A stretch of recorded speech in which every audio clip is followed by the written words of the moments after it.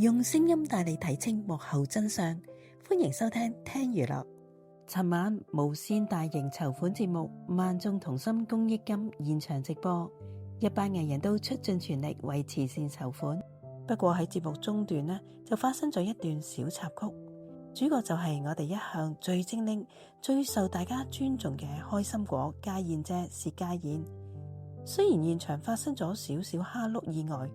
但聽娛樂想同大家講嘅係背後一個令人非常心痛同敬佩嘅故事。話說尋晚家燕姐同音樂劇為你鍾情嘅班底上台準備獻唱，向一代巨星哥哥張國榮致敬。可能因為現場直播節奏非常快，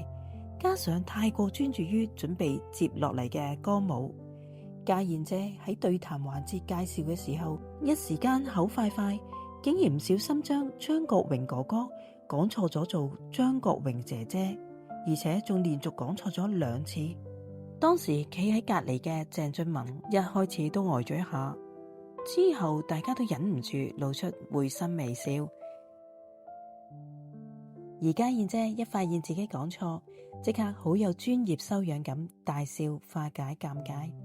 並即時改口講返哥哥，展現出大牌藝人嘅應變能力同埋幽默感。呢段片一出，雖然喺網上有唔少個討論，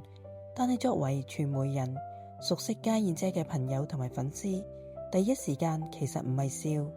而係覺得好心痛。點解？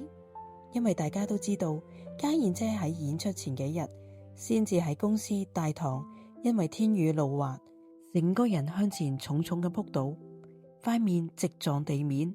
仲差啲撞爆鼻骨。當時佢痛到暈咗一下，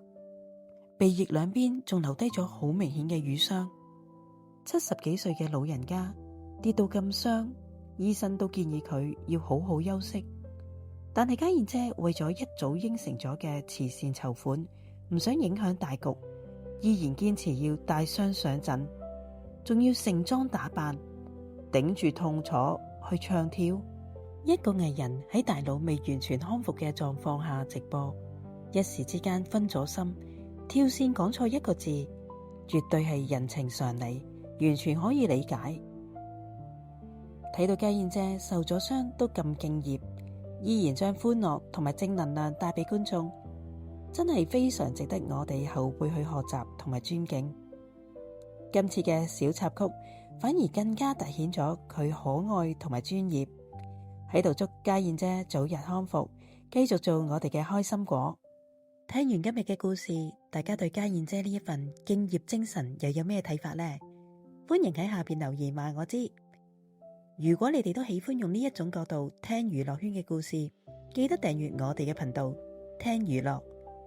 打開小鈴鐺，我哋下一條片再見啦。